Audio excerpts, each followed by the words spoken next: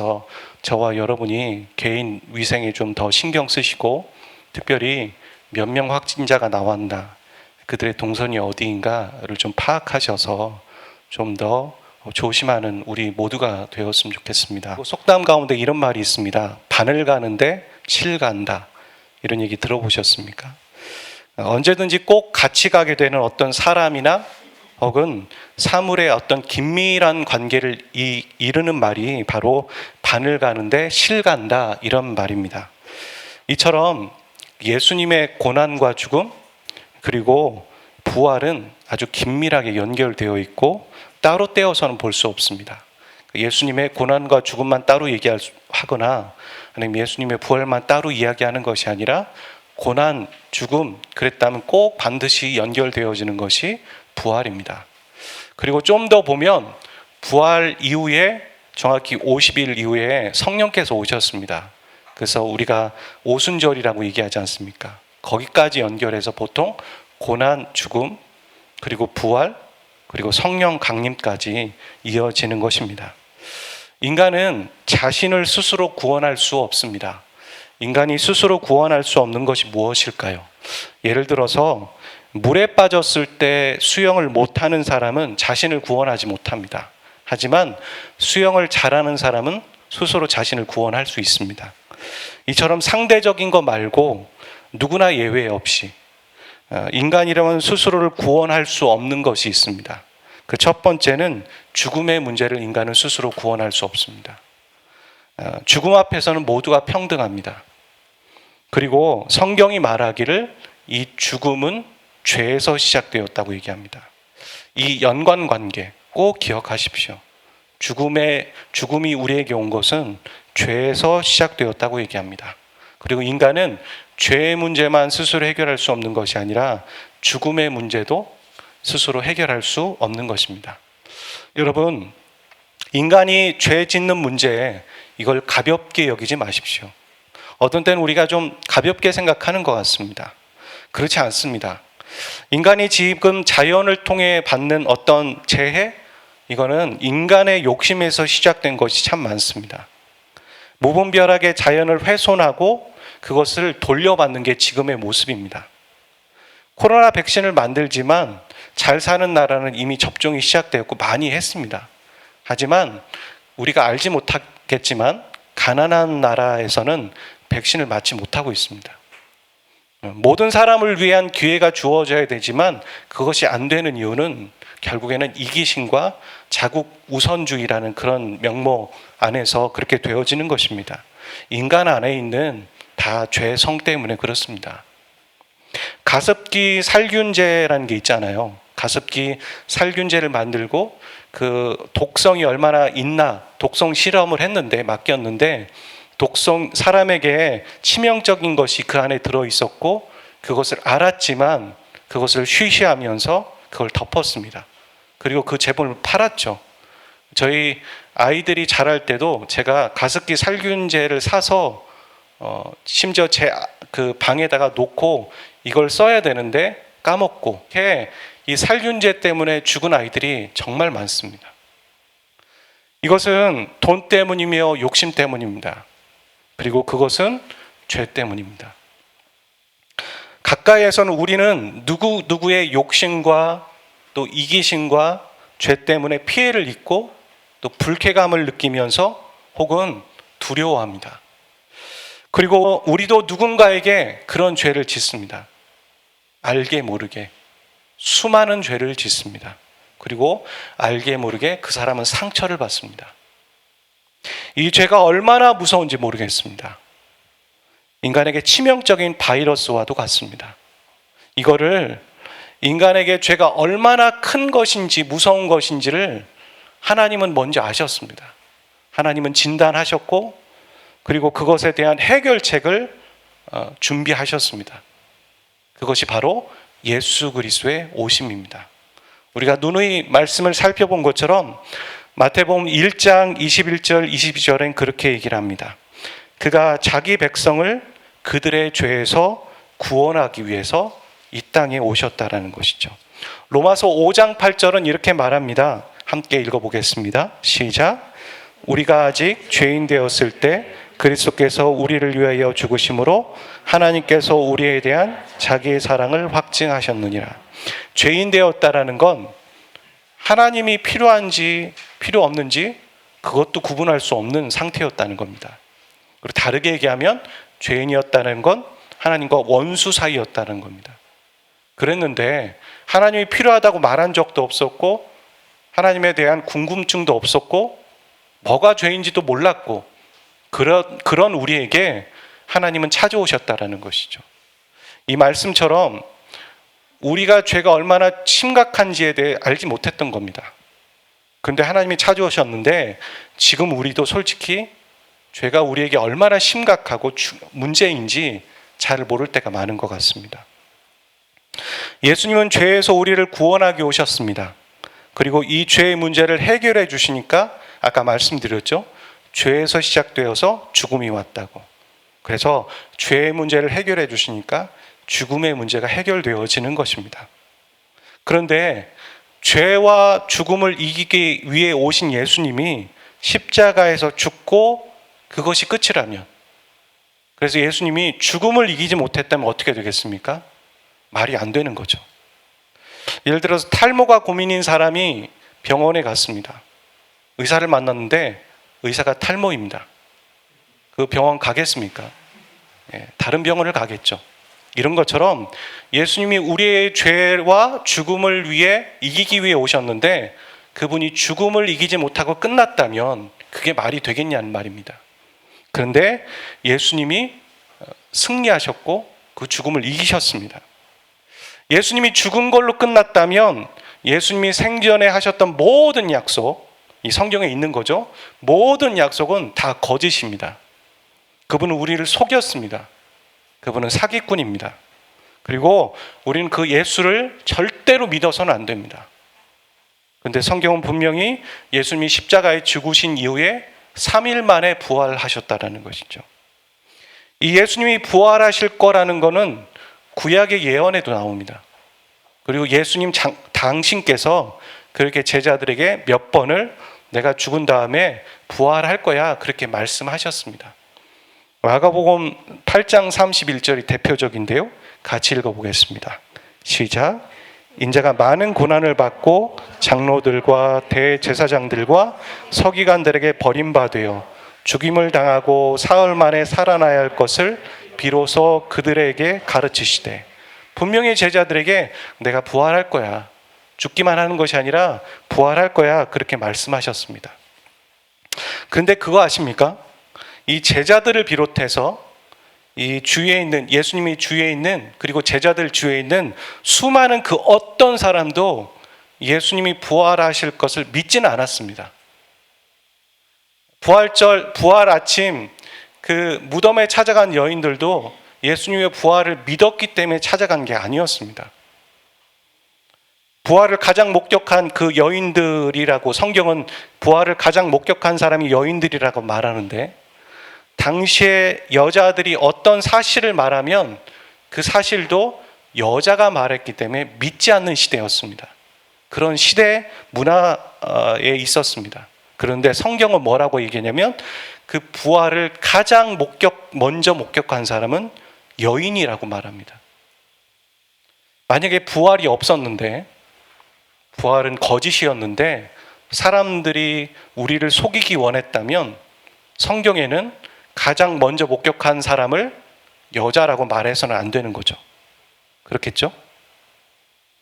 이처럼 사복음서에 나오는 이 부활에 대한 증거, 그거는 부활을 믿지 않는 사람들이, 그러니까 부활을 믿지 않았던 사람들이 부활하신 예수님을 보고 그냥 생생하게 그냥 적은 겁니다.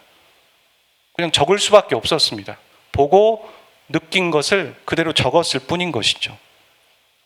이 부활의 증거는 또한 성경에 보면 예수님이 이 여성들뿐만 아니라 6주에 걸쳐서, 그리고 11번이나 약 550명의 이상의 사람들에게 자신을 보여주셨습니다. 대표적인 게 도마였죠. 의심 많은 도마. 그는 어찌 보면 되게 과학자 같은 사람이었습니다. 이성적이고 합리적인 사람. 다른 제자들이 다 부활하신 주님을 봤다고 얘기했지만 도마는 뭐라고 했냐면 내가 손목에 있는 못자국과 옆구리의 창자국을 보지 않는 이상 나는 절대로 그 예수를 믿을 수 없다. 그렇게 말했을 때 그 순간 그 공간 안에 예수님이 문을 열고 들어오신 것이 아니라 벽을 뚫고 들어오셨습니다. 왜 그러셨을까요? 의심 많은 도마가 문을 열고 들어오면 안 죽었네 라고도 얘기할 수 있고 얼마든지 그럴 수 있기 때문에 그분이 부활하셔서 이전에 육체를 갖고 있지 않다라는 걸 도마에게 생생하게 증거하기 위해 벽을 뚫고 들어오셨습니다. 그리고 만져봐라 그렇게 말했고 그 만지고 보았을 때 도마가 그러죠. 나의 주 나의 하나님이시여, 나의 주 나의 하나님이시여 라고 말합니다. 그리고 그 도마는 인도에 가서 선교를 합니다. 그리고 인도에서 죽습니다. 지금도 인도에 가보면 도마교회가 있습니다. 부활하신 증거 중에 또 하나는 제자들이 예수 그리스도의 이 죽으심과 부활하심을 전했습니다. 아까 말씀드렸죠. 죽으심만 전하지 않았어요. 죽으셨고 부활하셨다. 이렇게 전하다가 핍박을 당했습니다. 그리고 핍박을 당한 걸로 모자라서 살해 위협을 겪었고 정말 죽었습니다. 베드로는 전승에 보면 그렇게 말하죠. 내가 어떻게 예수님과 똑같이 십자가에서 정상으로 매달려 죽겠느냐. 그러면서 나를 거꾸로 매달아라. 그래서 거꾸로 매달려서 죽었다고 얘기합니다. 12제자 중에 요한계시록을 쓴 그 요한만 빼놓고는 다 순교해서 죽었습니다. 제자들 뿐이겠습니까? 그 부활을 목격한 그 550명의 수많은 사람들과 그 부활을 전해서 복음을 들은 수많은 사람들이 예수님을 전하다가 순교했습니다. 죽었다는 말입니다. 우리가 성경이 쓰여지고 그것이 우리에게 전달되어질 때까지 수많은 사람들의 희생이 있었습니다. 윌리엄 틴테일러는 화형을 당했습니다. 어떤 사람은 성경을 써다가 눈이 멀기도 했습니다. 당시엔 종이가 귀했기 때문에 또 조명이 밝지 않았기 때문에 적은 종이 안에서 작은 글씨로 많은 양을 써야 했기 때문에 어두운 빛에서 쓰다 보니까 눈이 머는 사람도 있었습니다. 이 성경이 거짓이라면, 이 성경 안에 있는 다른 건 다 맞아도 부활이 거짓이라면 그걸 위해 자신의 생명을 걸겠습니까? 자신의 눈이 머는데요. 가족과 이별하면서 죽을 수 있는데요. 한국에 복음을 전했던 수많은 선교사들이 있죠. 양화진에 가보면 그 선교사의 무덤이 있습니다. 저는 언제 한번 저희 공동체와 함께 양화진을 가보고 싶습니다. 그리고 좀 더 멀리는 선교지도 가보고 싶습니다.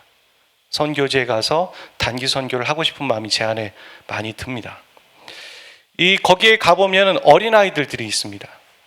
부모를 따라온 아이들, 그리고 이 땅에서 태어나서 그냥 죽은 아이들, 풍토병 때문에. 토마스 선교사님은 이 땅에 복음을 전하러 왔다가 이 땅을 밟지 못합니다. 그리고 그냥 죽습니다. 그리고 그 성경을 던졌는데 그 성경을 던진 성경을 창호지처럼 붙인 거죠. 그 당시에 종이가 귀한 것이니까 붙이다가 그 붙인 것에 성경을 보고 예수님을 믿는 역사가 일어납니다. 그런 것처럼 어떻게 거짓이라면 그런 역사가 일어날까요? 부활이 거짓이라면 그것을 그렇게 전하다가 목숨을 걸까요? 지금도 그렇습니다. 죽은 자는 말이 없다라는 말처럼 죽은 자의 영향력은 그리 크지 않아요. 영향이 아예 없다고 말할 수 없죠. 어떤 사람은 어떤 위인전을 보면서 감명을 받고 도전을 받잖아요. 영향이 있는데, 그런데 2000년이라는 시간이 지났습니다. 그런 시간 차이가 남에도 불구하고 예수 그리스도의 죽으심과 부활하심을 전하고 그것을 믿고 그 예수님께 죄를 회개한 사람들의 삶이 변하는 걸 보게 됩니다. 제가 그랬습니다. 이 전과 이후가 다릅니다. 아마 저와 여러분들도 그러실 겁니다. 이 전과 이후가 다르실 겁니다. 그리고 앞으로 더 많이 달라지실 것입니다. 예수가 죽었다면, 죽은 걸로 끝났다면, 부활이 없다면 어떻게 이런 일이 일어날까요? 그리고 마지막 부활의 증거 중에 하나는 우리가 만난 예수님은, 우리가 예수님을 만났다고 하지 않습니까? 여기 있는 분들 중에. 그 예수님은 그럼 과연 부활하신 예수님입니까? 죽은 예수님입니까? 당연히 부활하신 예수 그리스도이신 거죠. 아까 말씀드린 것처럼 예수님의 죽으심과 부활하시면 연결되어 있다고 얘기했습니다. 같이 봐야 합니다. 이 부활이라는 말은 윤회와 다릅니다. 윤회라는 것은 죽은 이후에 다른 존재로 태어나는 겁니다. 예를 들어서 불교에서 그렇게 얘기하지 않습니까? 그래서 강아지도 잘못 함부로 하면 안 됩니다. 강아지가 우리의 할아버지였을 수도 있습니다. 그런 것처럼 윤회는 그런 겁니다. 근데 부활이란 다른 존재로 태어나는 게 아니라 내가 죽었는데 내가 다시 그대로 부활하는 것을, 살아나는 것을 부활이라고 얘기하는 것입니다. 예수 그리스도께서 믿는 자를 대신해서 십자가에서 죽기만 하신 것이 아니라 믿는 자, 우리 한 사람 한 사람을 대신해서 부활하셨기 때문에 예수 그리스도를 믿는 자는 죄 사함을 받는 것뿐만 아니라 우리가 육체적으로는 죽겠죠. 예수 믿는 사람도 다 죽습니다. 예수님께서 부활시킨 나사로 있지 않습니까? 성경에. 부활시킨 나사로는 어떻게 됐을까요? 지금 우리 주에 살아 있을까요? 성을 바꿔서? 아닙니다. 그도 죽었습니다. 그런 것처럼 1차적인 죽음은 모두에게 있습니다. 하지만 우리는 죽지만 다시 부활할 것을 믿습니다. 예수님이 나의 죄를 위해 죽은 것처럼 나의 죄도 죽고, 예수님이 부활하신 것처럼 나도 부활합니다. 그게 성경의 약속입니다. 이건 관념이나 이론이 아니라 실제로 일어나는 일입니다. 여러분, 사람들은요, 어떤 부모의 죽음이든 혹은 자신의 죽음 앞에서 거짓말하지 못합니다. 아무리 이렇게 괜찮은 척 하다가도요, 죽음의 상황에 놓여있면 본성이 드러납니다. 자기 바닥이 드러나는 겁니다. 그런데 예수 그리스도를 믿는 자들의 죽음 앞에 있는 장례식과 예수 그리스도를 믿지 않는 사람들의 장례식을 보십시오. 그 죽음을 맞이하는 사람들을 보십시오. 저의 영적인 멘토였던 분도 본인이 죽으실 때 그러셨습니다. 내가 사랑하는 예수님을 이제서야 만난다고. 숨이 넘어가시면서 그런 고백을 하셨습니다. 거짓말이 아닙니다. 부활은 반드시 있습니다. 분명히 있습니다. 우리는 부활을 하고선 다시 보게 될 것입니다. 예수님과 함께 천국에 있게 될 것입니다. 우리가 부활절 맞아서 주의 만찬을 하고 싶었어요. 근데 입으로 꺼낼 수도 없었습니다. 상황이 너무 안 좋으니까. 근데 이 주의 만찬이라는 게 어떤 의미를 갖고 있냐면 예수 그리스도의 죽음만을 얘기하지 않습니다. 아까 말씀드렸죠. 죽음은 항상 부활과 연결되어 있다고. 예수님이 마지막 날 제자들과 떡을 떼고 잔을 나누시면서 이게 내 몸이다, 이게 내 피다, 너희들에게 주는 내 몸이고 내 피야 라고 말씀하시고 끝난 게 아니라요, 예수님은 그 제자들과 그 만찬을 하시면서 어디까지 보셨냐면 나중에 우리가 부활하여서, 네가 부활하여서 천국에서 우리가 함께 이 만찬을 다시 할 거야 라는 것까지 보신 겁니다. 그래서 주의 만찬은 주님의 죽으심만을 기념하는 것이 아니라 우리가 부활할 거다, 우리가 여기서 떡을 떼듯 우리가 천국에서 다시 부활해서 같이 떡을 뗄 겁니다. 예수님과 함께. 그런 의미까지 담고 있는 게 주의 만찬입니다. 꼭 하고 싶었지만 할 수 없었고 다음에 기회가 되면 하게 될 것입니다. 사도행전 우리가 읽었던 5장 29절 32절 이 말씀에도 보면 예수님은 죽으시기만 한 게 아니라 부활하셨고 그 부활하심으로 우리의 죄를 사해 주셨다라고 말합니다. 그리고 그분을 우리의 왕과 구주로 삼으셨다. 하나님이 그렇게 말씀하고 계십니다. 그래서 그리스도인은 자신을 자신의 인생의 주인이라고 말하지 않습니다. 그리스도인은 주인을 바꾼 사람입니다. 이전에는 내가 주인이었습니다. 어떤 때는 우리 부모가 내 주인이었습니다. 하지만 지금은 내가 내 주인이 아니라 예수 그리스도께서 나의 주인이십니다 아멘이십니까? 예수님이 나의 주인이십니다. 이 일에 우리가 증인이어야 된다는 겁니다. 뭐가 증인이냐? 예수님이 부활하셨습니다만 증인이 아니라 예수님이 나의 구주십니다라고 증인되어져야 된다는 것이죠. 많은 사람들이 부활신앙 얘기합니다. 부활 많이 하면 부활신앙이 아닙니다. 부활신앙으로 살아간다는 건 크게 두 가지로 볼 수 있습니다. 무엇이냐면 내가 예수 그리스도를 주인 삼고 살아가는 걸 생생하게 증언하는 겁니다. 생생하게 사람들에게 그렇게 살아내는 걸 보여주는 겁니다. 그렇게 보여주려면 내가 먼저 예수님을 주인 삼고 예수님을 왕으로 인정할 수밖에 없을 겁니다. 그렇지 않으면서 말만 하는 걸 가식이라고 얘기하는 거죠. 거짓이라고 말하는 겁니다. 그것도 한두 번이죠. 그럴 수 없습니다. 그래서 내가 예수님을 주인 삼고 살아가는 것이 가장 먼저 부활신앙으로 살아가는 겁니다. 예수님이 어떻게 나의 주인 되십니까?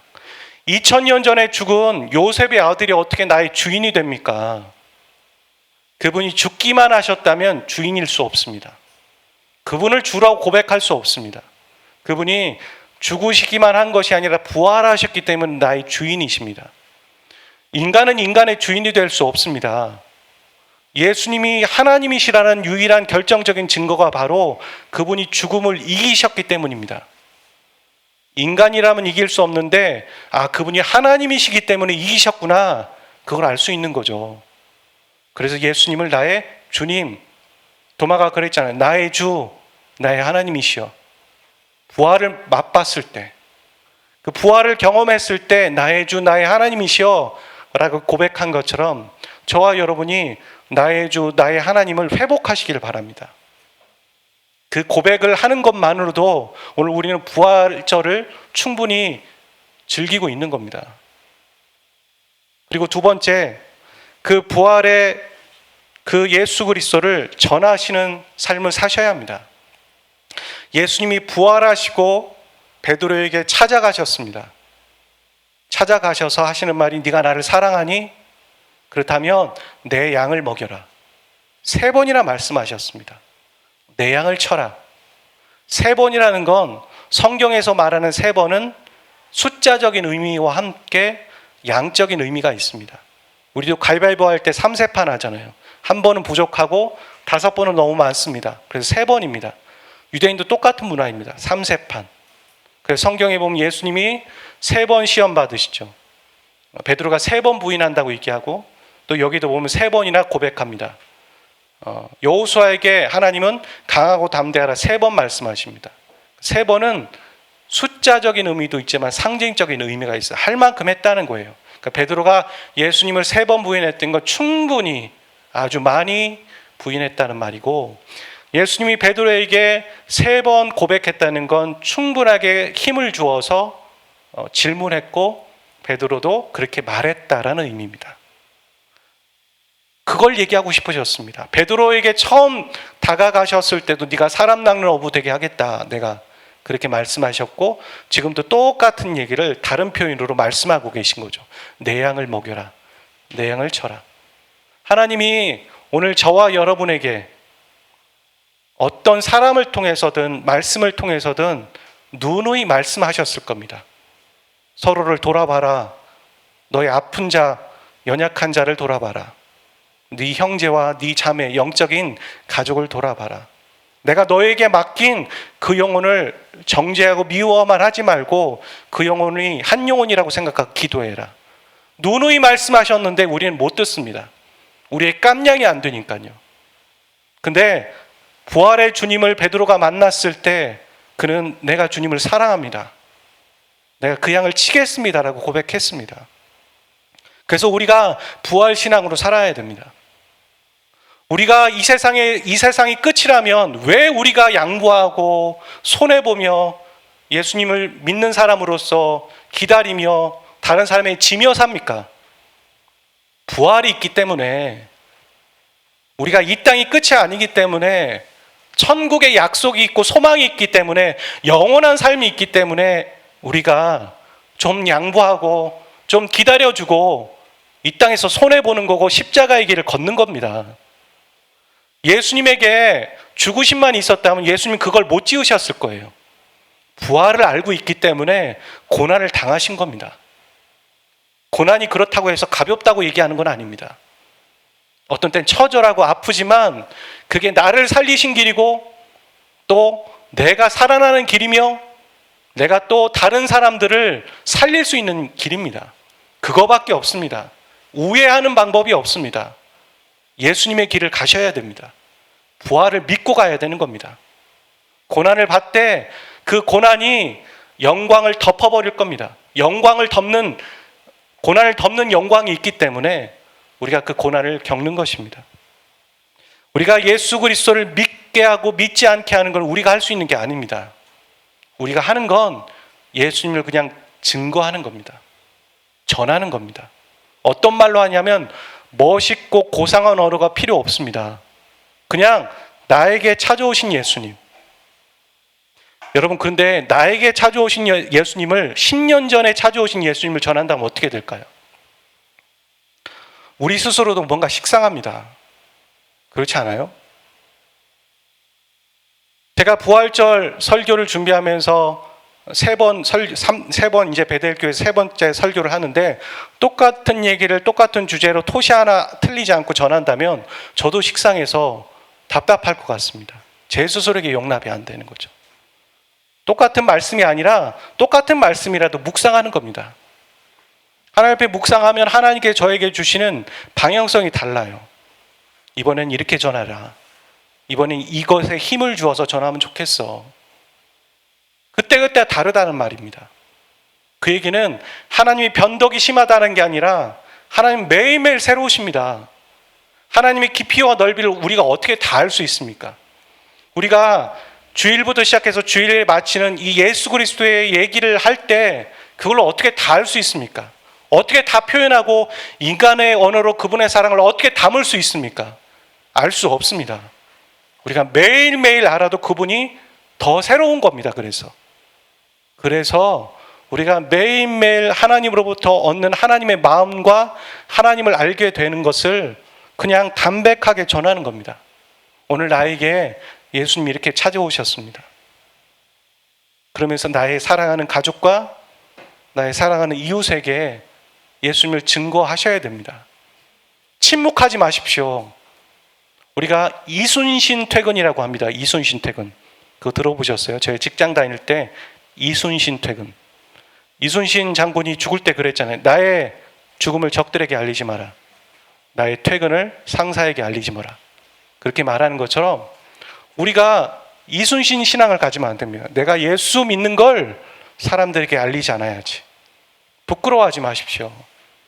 우리가 사람들 앞에 부끄러워하면 하나님도 주님도 하나님 앞에 부끄러워하신다고 하셨습니다. 그러지 마십시오. 예수님을 전해야 합니다. 목사만 전하는 거 아닙니다. 언젠가는 목사님과 이 사람을 내 사랑하는 배우자를 내 가족을 내 형제를 연결시켜 주는 날이 있겠지. 그리고 복음을 듣는 날이 있겠지. 너무 늦을 수도 있습니다. 그렇지 않습니다. 우리의 입으로 담백하게 내가 만난 예수님을, 나에게 찾아오신 예수님을 전하면 됩니다. 예수님을 믿게 하고 믿게 하지 않는 건 우리의 책임이 아닙니다. 마치 우리가 해야 되는 것처럼 얘기하는데 그렇지 않습니다. 우리가 예수님을 믿고 싶어서 믿은 게 아닙니다. 성령께서 우리에게 찾아오셔서 고백할 수 있는 마음까지 허락하신 겁니다. 그래서 구원의 역사는 내 힘으로 되는 게 아닙니다. 하지만 전하는 건 내가 하는 겁니다. 순종하십시오. 때를 얻든지 못 얻든지 여러분의 말발을 믿지 마시고 성령 하나님의 역사를 믿으셔야 합니다. 그래서 그분 앞에 순종하고 예수 그리스도를 나의 주인으로 삼고 그 예수님을 증인 삼는 자, 본 것만 들은 것만 전하시면 됩니다. 그러시면 하나님이 역사하십니다. 제 안에도 그런 믿음이 있습니다. 하나님의 말씀을 내가 깜냥이 부족해서 표현력이 부족해서 설교할 때 부족한 게 있긴 하겠지만 하나님의 말씀 그대로를 전하려고 노력하면 군더더기 붙이지 않으면 성령께서 일하신다. 저는 그런 믿음을 가지고 말씀을 전합니다. 여러분도 그런 믿음을 가지고 그들에게 찾아가십시오. 담대하십시오. 좀 더 담대하십시오. 이 부활의 아침, 우리가 매일매일 부활의 예수님을 체험하고 만나고 또 부활 신앙으로 살아갈 수 있는 저와 여러분 되시기를 주의 이름으로 축복합니다. 우리 예수님 찬양하겠습니다. 하나님의 본체 십자가에 달리사 우리 죄 사셨네. 하나님이 그를 지극히 높여 모든 이름 위에 뛰어난 이름을 주사 우리 예수 이름 앞에 절하고 모든 입이 주를 시네. 영광 중에 오실 주를 보리라. 선포해 왕께 만세. 존귀와 위엄을 찬양해. 왕의 왕께 만세. 주 예수 하나님. 우리 고대하네. 우리 고대하네. 주님 오실 그날.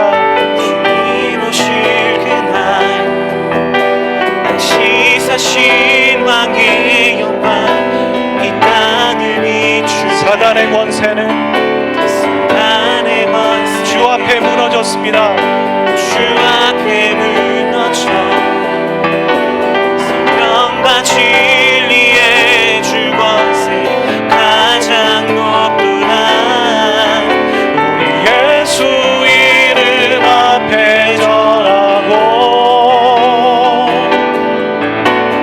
모든 입이 주를 시네.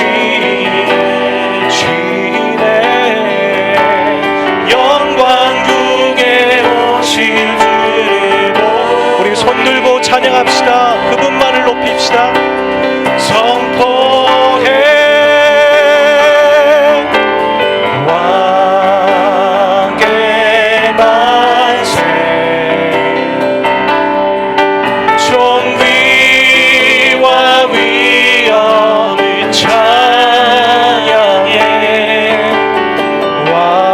왕의 왕께 만세.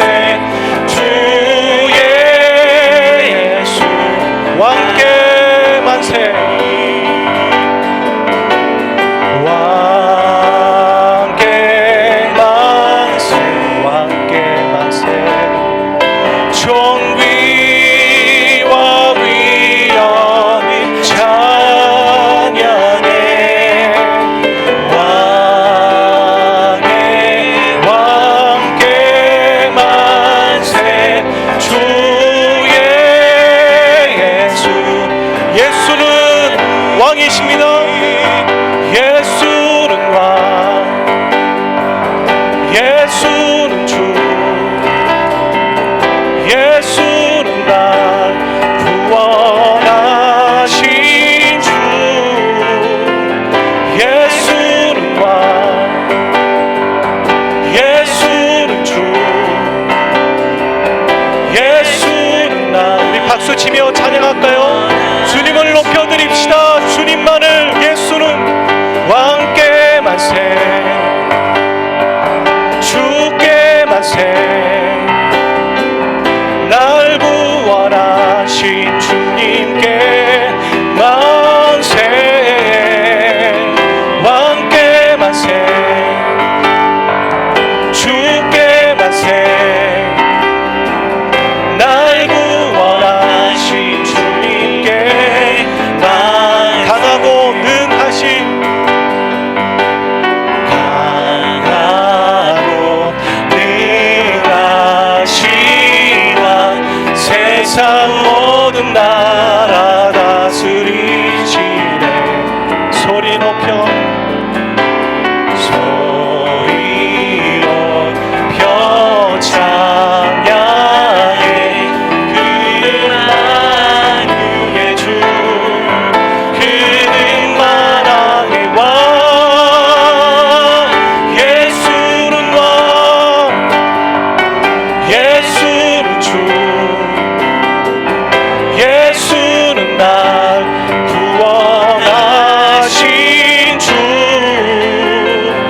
예수는 왕, 예수는 주,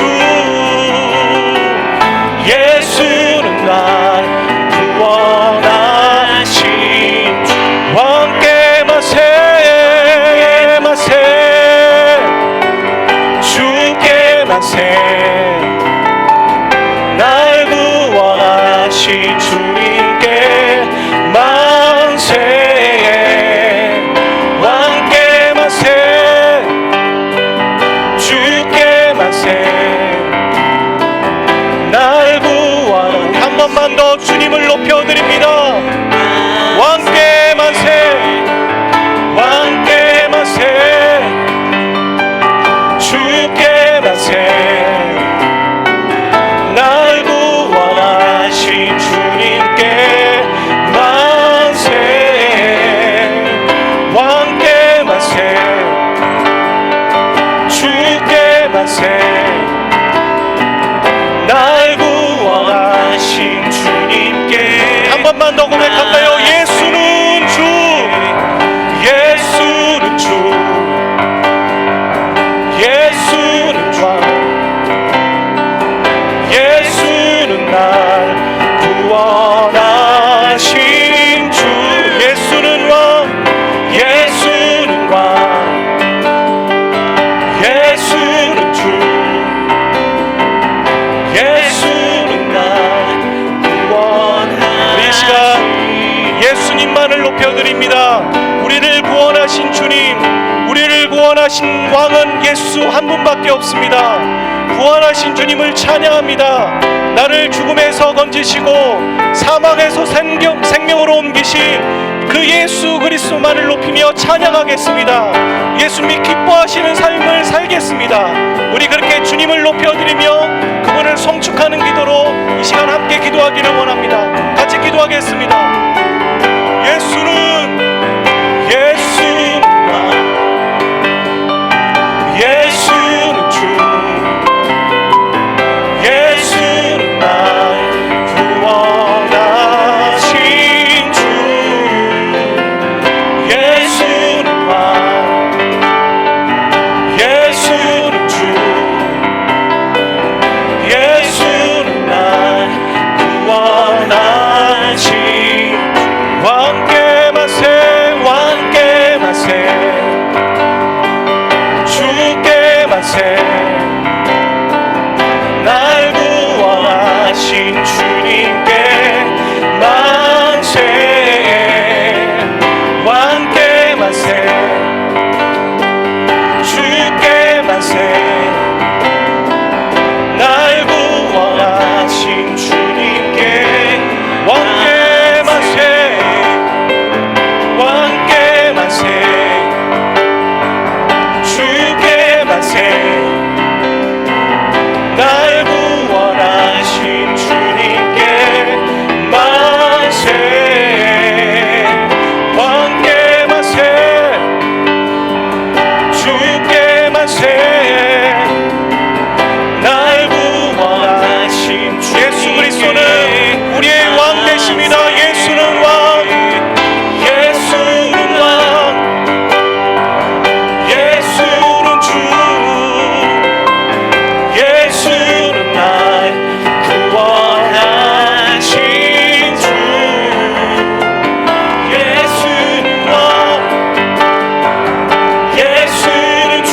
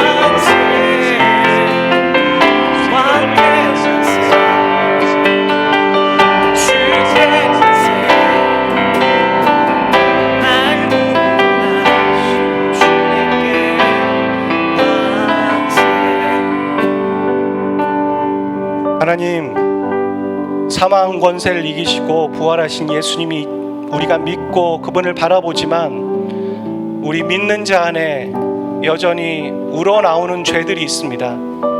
자기에 대한 연민이 있고, 나는 안 된다고 말하는 것들이 있고, 나는 부족하고 무능하다고 얘기하는 게 있고, 하나님의 낯을 피하고 숨고 동굴에 들어가고 어둠 가운데 있으려고 하는 그런 본성이 우리 안에 있습니다. 반항하고 싶고 어기고 싶고 내 뜻대로 살고 싶은 마음들이 우리 안에 있습니다. 사랑하는 주님, 우리에게 그것들을 앞에 두고 우리가 살아가라고 주님이 죽으시고 부활하신 것이 아닙니다. 그 모든 죄들을 덮을 만한 하나님의 사랑이 있기 때문에 그 하나님의 사랑을 우리 앞에 내세우며 살아가라고 우리에게 부활하셨습니다. 하나님의 사랑을 앞에 두고 돌파하는 우리가 되기를 원합니다. 복음을 내 맨 앞에 두고 돌파하는 우리가 되기를 원합니다. 은혜를 앞에 두고 하나님의 말씀을 앞에 두고 하나님을 찬양하는 경배를 앞에 두고 우리가 그것을 따라가는 우리가 되기를 원합니다. 감정이 맨 앞에 있을 때, 자기의 연민이 맨 앞에 있을 때, 자기를 한탄하는 한숨이 맨 앞에 있을 때 그것을 그냥 두지 않고 복음과 바꾸고 하나님의 사랑으로 바꾸고 하나님의 진리의 말씀으로 그것을 바꿔나는 우리가 되게 하여 주십시오. 예수님이 나의 주인이십니다. 나를 매일매일 부인하는 것들이 내 삶 가운데 있기를 원합니다. 그리고 그 십자가를 지고 부활의 소망을 가지고 이 땅에 오늘도 죽어가고 어둠 가운데 있는 그 영혼들을 바라보며 슬피 우시는 하나님의 마음을 우리가 통회하며 같이 느끼며 그들에게 그 예수 그리스도를 증언하는 우리의 입술 되게 도와주시옵소서. 어제보다 오늘보다 내일이 더 주님을 더 알아가고 주님을 더 사랑하며 더 주님의 마음을 헤아려 드리는 우리가 되게 성령님 역사하여 주시옵소서. 이제는 우리 주 예수 그리스도의 은혜와 아버지 하나님의 극진하신 사랑하심과 성령님의 교통하심이 부활의 아침, 그 부활의 소망을 나도 믿으며 그 예수님 바라보고 살아가기로 결정하는 예배자들 모든 심령 위에 이제부터 영원까지 항상 함께 하시기를 간절히 축원하옵나이다. 아멘.